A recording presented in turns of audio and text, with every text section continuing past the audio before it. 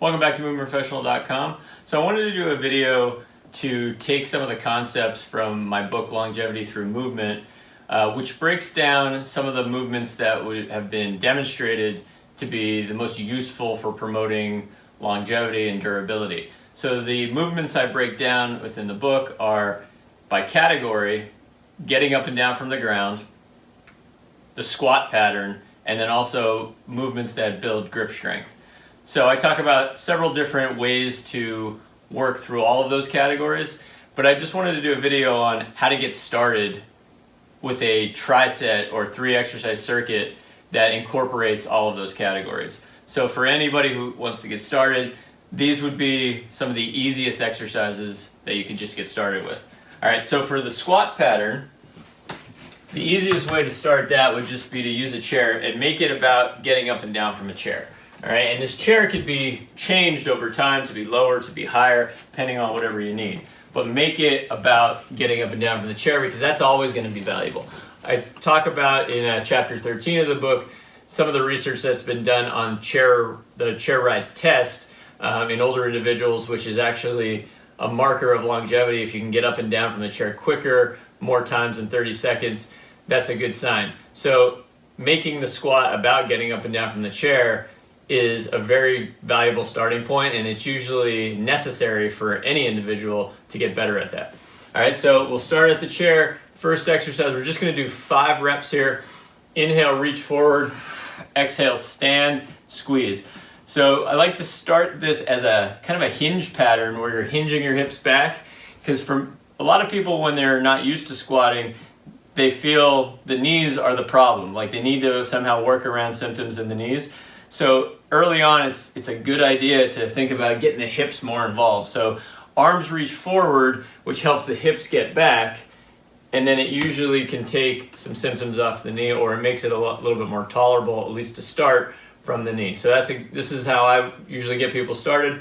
Obviously, if you have different symptoms, we might have to modify differently, but it's breathe out on the way up, inhale on the way down. 5 reps there. So that's usually, again, the easiest starting position to work on the squat pattern. You can elevate your seat a little bit by using some cushions or pads or textbooks. You can also go to a lower seat over time. Before you add weight, you could add weight to your chest by holding a dumbbell in a goblet position, etc. And then there's just, you can progress the squat in many different ways, as we know. All right, so that would be the first exercise. And if we're looking at then building the ability to get up and down off the ground, so I talk about 3 different movements in the book.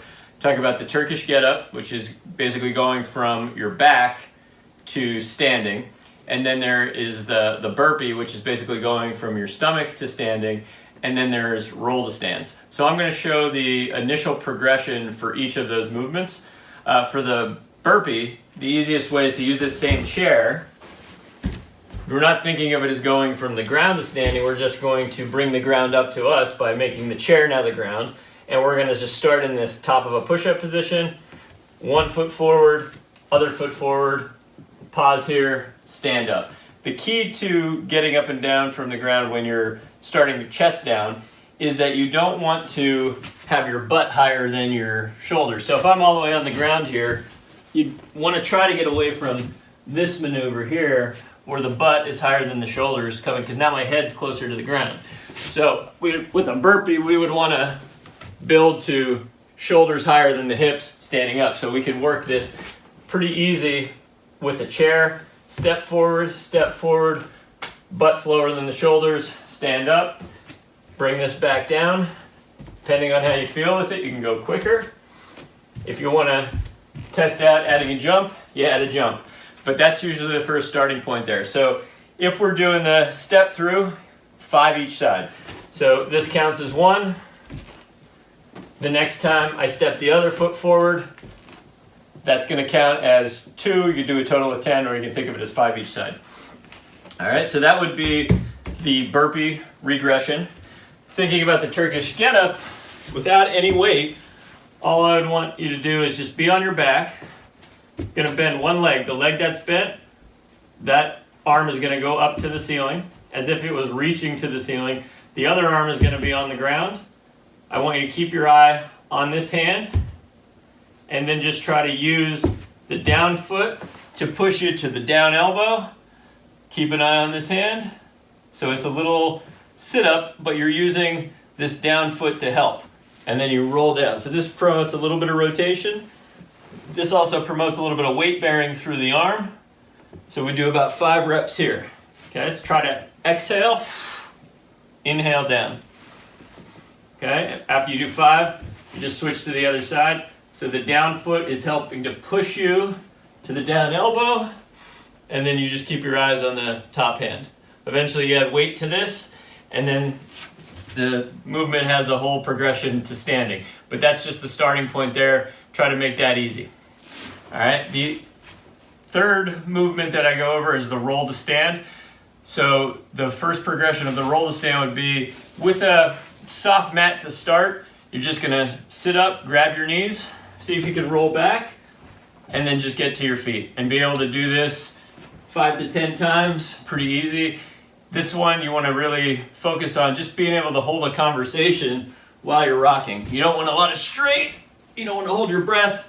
You want this to be as fluid as possible because the goal is to be able to take that momentum and eventually stand up with it. All right, so those would be, you could pick one of those and put that in a circuit, and you're at least working on the process of getting up and down off the ground. So whatever one comes easiest to you, pick that, put that in a circuit along with the first exercise, which was the squat, getting up and down from the chair. For working on grip strength, the easiest thing to start with is a farmer carry if you have a weight. So this is something that you could typically do a pretty heavy weight with because you don't have to move your joints into any specific position. All you got to do is just maintain the hold on the bell. When you are doing a single-sided farmer carry, you can think of this sort of like a side plank. The heavier this weight gets on my right, the more it's going to want to have my hip go that way. So I want to use these abs on the opposite side to keep me level. All right, and at first this could just be a hold. You just stand in place, feel both feet against the ground, try to feel your abs. Should be more intense on the side that's opposite of the weight, but you're going to feel both glutes, and then you can keep the essence of that position, walk forward and backward. This usually works well for time, so just put like a minute or 30 seconds on, and then switch sides, set this position, do the same thing on that side. All right, so that could be one circuit there. You got your sit to stands, pick one of your get up exercises, and then you got your farmer carry for either 30 seconds or 1 minute, depending on what weight you have, depending on how easy it is for you.